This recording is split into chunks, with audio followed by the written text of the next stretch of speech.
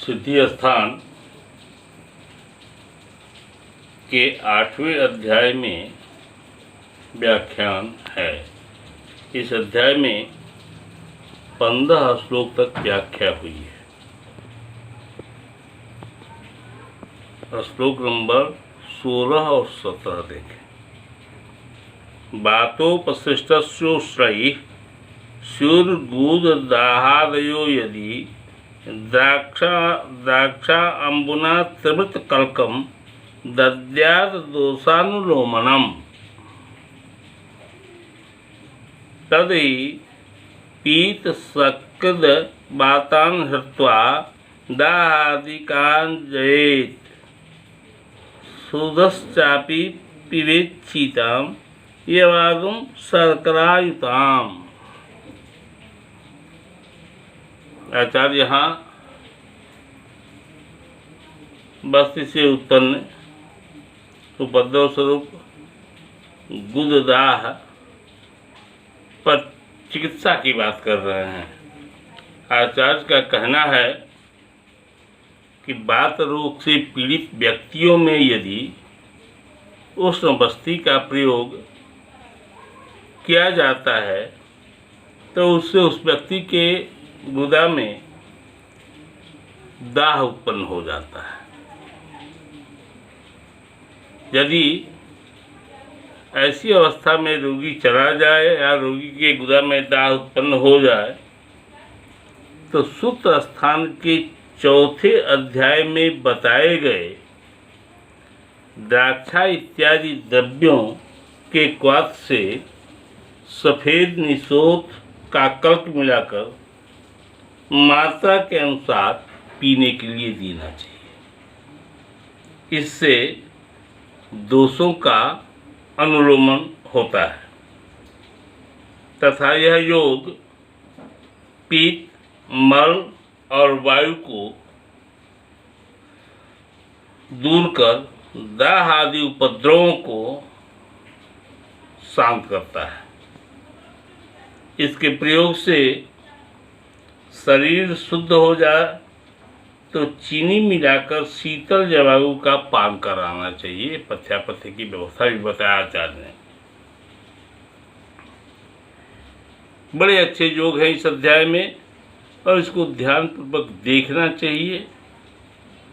आइए 18वां श्लोक देखें।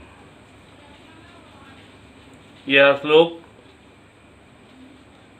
मलक्षय में कर्तव्य की बात कही गई है। आप तो अब विद्वान व्यक्ति हैं, आपने पहले पढ़ा है कि दोष धातु मल मूलम ही शरीरम, ये शरीर के मूल हैं और ऐसी अवस्था में मूल जब विनष्ट होने लगता है तो आप वृक्षों में बोनेसाइल वृक्ष ले आते हैं खरीद के बाजार से, वह मूल काटा हुआ होता है, कभी बढ़ता नहीं उससे ज़्यादा। वो यही स्थिति शरीर की हो जाती है। ऐसी अवस्था में मल की रक्षा करनी चाहिए, इसका निर्देश कर रहे हैं आचार्य। देखिए 18वां श्लोक। अथवा अति विरक्तः स्यात् क्षीण बीटका सभक्षयेत् मासयूषेण कुलमासान् पीवेन अद्वयथासुराम।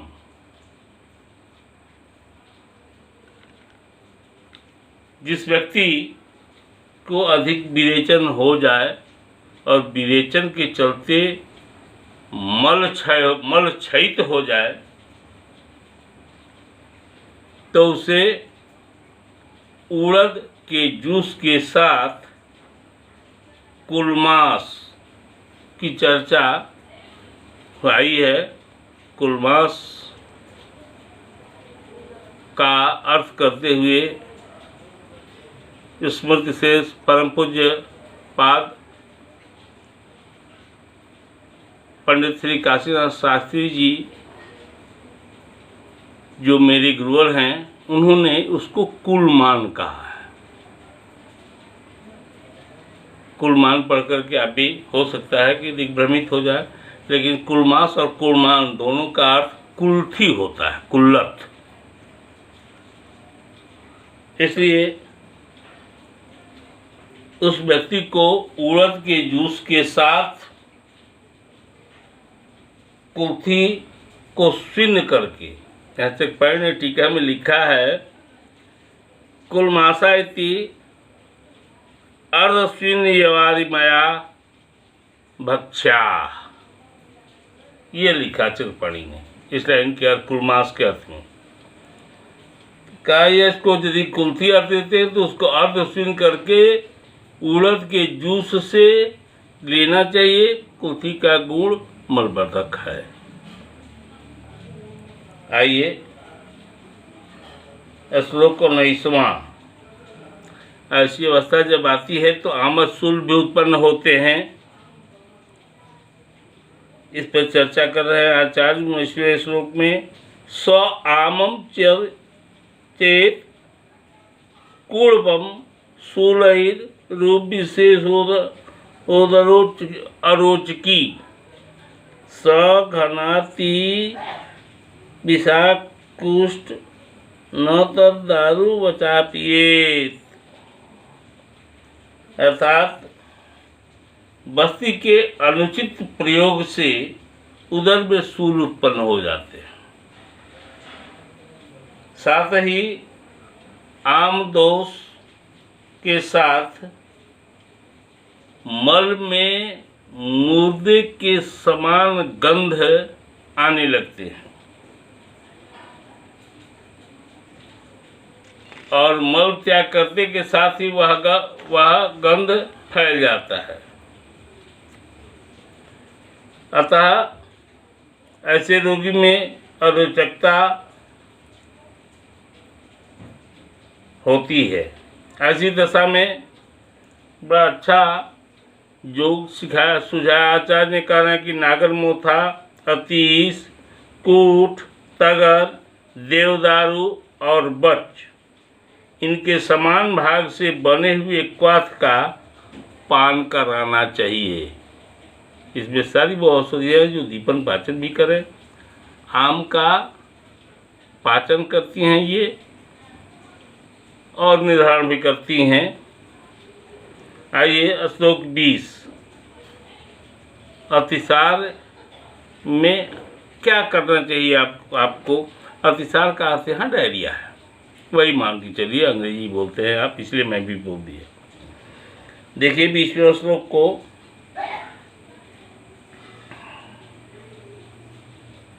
सकृग बातम अश्रुक पीतम कफम वा यो अतिसार्यते पक्वम तत्र स्ववर्गीय वस्ति श्रेष्ठम विसर्जितम। यदि बस्ती के अनुचित प्रयोग से, अर्थ यहाँ यही लीजिए, मल का अतिसार, अतिसारंती इति अतिसारा, वातातिसार, रक्तातिसार, पित्तातिसार या कफातिसार हो जाए तो प्रत्येक अतिसार में मल का पाचन हो गया रहे तो अपने अपने वर्ग के औषधों से बस्ती का निर्माण कर प्रयोग करना चाहिए। यह उत्तम चिकित्सा बताई गई है।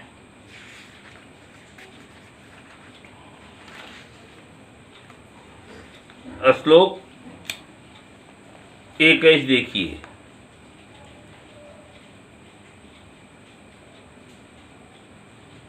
षडामेषां द्विसंसर्गता संसर्गत त्रिशद भेदा भवन्ति तो केवलैषः षड्त्रिंशात् विद्यात् सोपद्रवाणि। आचार्य कह रहे हैं कि अतिसार के भेद 6 हैं। जिस अतिसार की चर्चा प्रारंभ हुई है उस अतिसार के भेद 6 हैं। उनमें 2-2 दोषों का संसर्ग कर दिया जाए तो अतिसार के 30 भेद और हो जाते हैं। अर्थात ऊपर का 6 भेद और उन 6 से संसर्गादि के हिसाब से 30 भेद मिला करके 36 प्रकार के अतिसार की चर्चा यहाँ है और उसकी चिकित्सा भी आचार्य बताएंगे।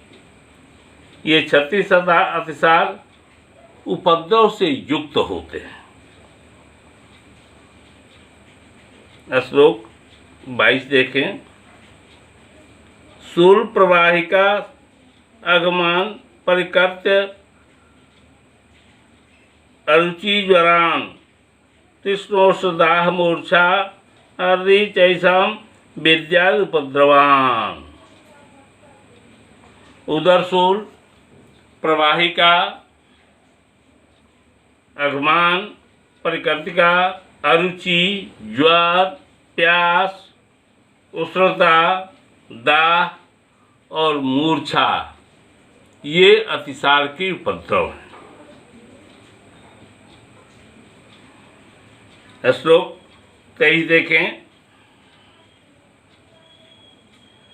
तत्र में अंतरपानम स्यात् व्योसा अम्ललवणयुक्तं पाचनम सस्यते वस्तिर आमे ही प्रतिविच्यते। अर्थात यदि केवल आम दोष से ही, आम का अर्थ होता है अपक्व अनरस, कच्चा आम का अर्थ मैंगो नहीं लीजिएगा, अपक्व अनरस जो सरित होकर के अतिसार में बदलते हैं।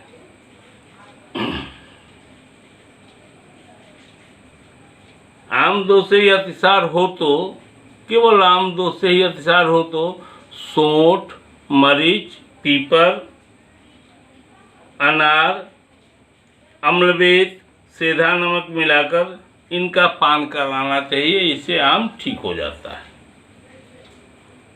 तथा आम दोष में पाचन का प्रयोग उत्तम माना गया है। इसमें बस्ती का प्रयोग नहीं किया जाता है। यहाँ बस्ती का प्रयोग वर्जित किया आचार्य ने। श्लोक नंबर 24 देखिए।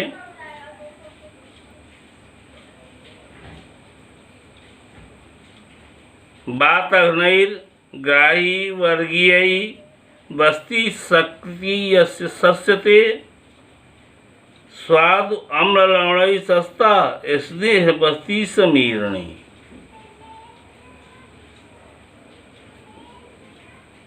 वातनाशक जैसे दशमूल आदि के क्वाथ या सूत्र स्थान के 4थे अध्याय में बताए गए पुरीष संग्रहणीय ग्राही वर्ग से विधि पूर्वक बनाए हुए क्वाथ से बस्ती दी जाती है। यह बस्ती सग्रता स्थान में उत्तम काम करता है। वातज अतिसार की चिकित्सा को बताते हुए इसमें मधुर और अम्ल द्रव्यों में नमक मिलाकर सिद्ध किए हुए स्नेह से अनुवासन बस्ती देना अच्छा रहता है।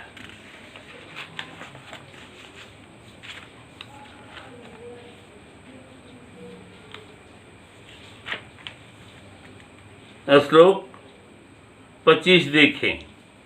यह रक्तातिसार की चिकित्सा है। इसके रोगी प्रायशः आप लोग भी गाँव जाते रहते हैं, यज्ञ युग में जाते रहते हैं, वहाँ ये रोगी मिल जाते हैं। रक्ते रक्ते न पित्ते तु कषाय स्वादु तिक्तकई सार्यमाणे कफे बस्ती कषाय कटु तिक्तकई। कह रहे हैं आचार्य,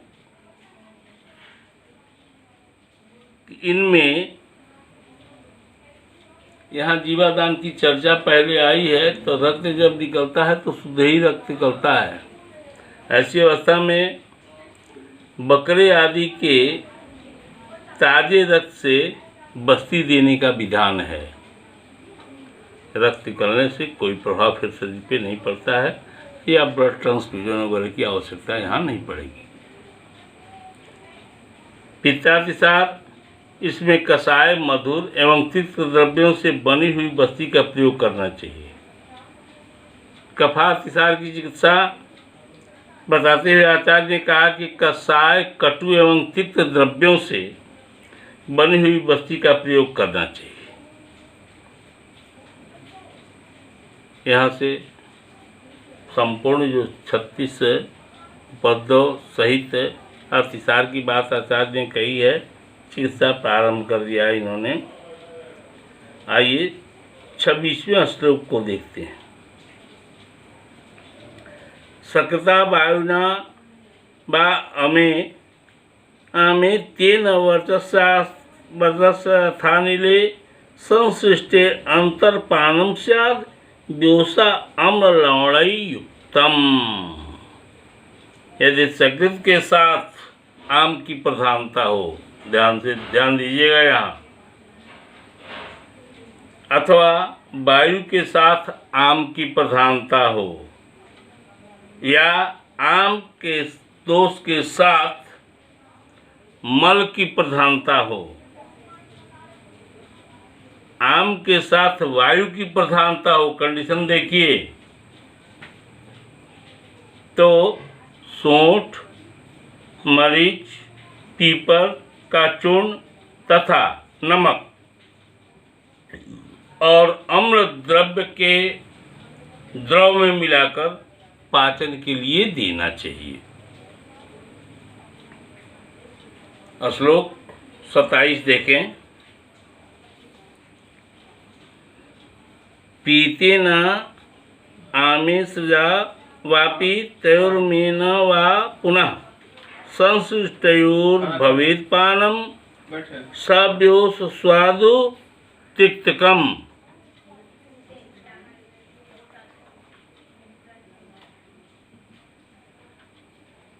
पित्त दोष के साथ, हर शब्द पर ध्यान दीजिएगा, तो यहाँ अतिसार के अलग अलग भेदों के अनुरूप जो बातें कही जा रही हैं, और ये पूरा 36 पूरा कर रहे हैं आचार्य। हमारी बात को, हमारे शब्दों को एक एक करके ध्यान दीजिए और इस अध्याय को पढ़ना होगा।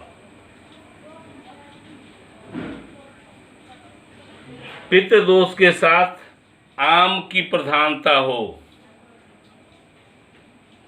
अथवा रक्त के साथ पित्त की प्रधानता हो, अथवा आम के साथ रक्त की आमद विकृति भी हो और साथ साथ रक्त भी आ रहा हो मल से, अथवा आम के साथ पित्त की प्रधानता हो, ऐसी दशा में सोंठ, मरीच, पीपर का चूर्ण तथा मधुर और तिक्त द्रव्यों के क्वाथ में बस्ती का निर्माण कर पीने के लिए देना चाहिए।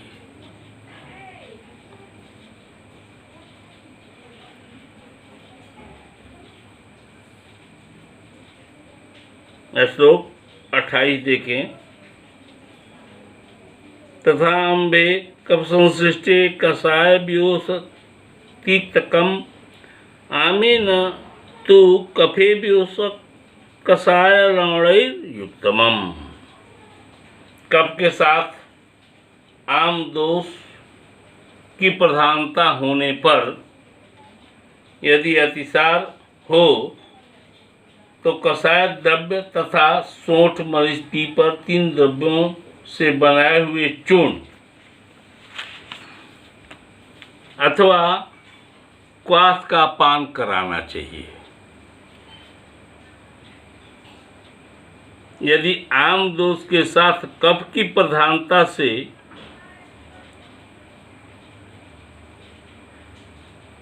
उपद्रव हो रहे हों या अतिसार हो तो सोंठ, मरीच, पीपर के साथ कषाय और लवण, त्रिकटु का महत्व देखिए, कितना महत्व दिया आचार्य ने। हर जगह त्रिकटु का अतिसार में प्रयोग कर रहे हैं। ये क्वाथ और लवण द्रव्य के साथ बने हुए चूर्ण का या क्वाथ का पान कराना चाहिए। श्लोक नंबर 29 देखिए। बातें न विषिपित्ते वा विटपिताभ्यां तथा नीले मधुराम कषायः स्यात् संसृष्टि बस्तिर उत्तमा। कह रहे हैं आचार्य, बातें न वायु के साथ मल की प्रधानता हो, वायु के साथ पित्त की प्रधानता हो, मल के साथ वायु की प्रधानता से, पित्त के साथ वायु की प्रधानता से, रक्त के साथ वायु की प्रधानता से यदि अतिसार हो रहा हो तो इस रोग में मधुर, अम्ल और कषाय द्रव्यों से बनी हुई बस्ती का प्रयोग करना चाहिए। बस्ती शब्द सुन करके सिर्फ बस्ती देने की बात नहीं, यहाँ बस्ती बना करके आचार्य मुंह से पान करा रहे हैं। श्लोक 30 देखें। सकृत क्षोणितयो पित्त सकृतो रक्त पित्तयो बस्तिर अन्यो अन्य संसर्गे कषाय स्वादु तिक्तका।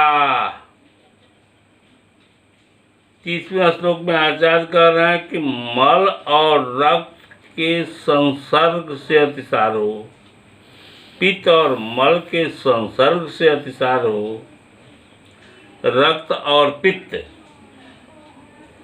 इन दोनों के परस्पर संसर्ग से मल के साथ रक्त की प्रधानता हो, रक्त के साथ मल की प्रधानता हो,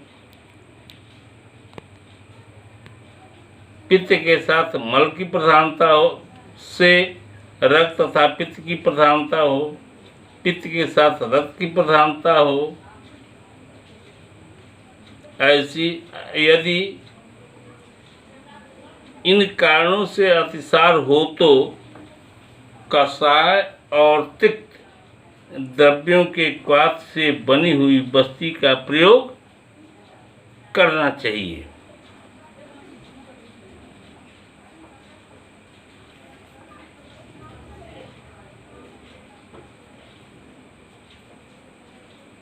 यहाँ तक 27 अतिसारों का वर्णन हुआ। यहाँ से अब आगे दूसरे व्याख्यान में बढ़ेंगे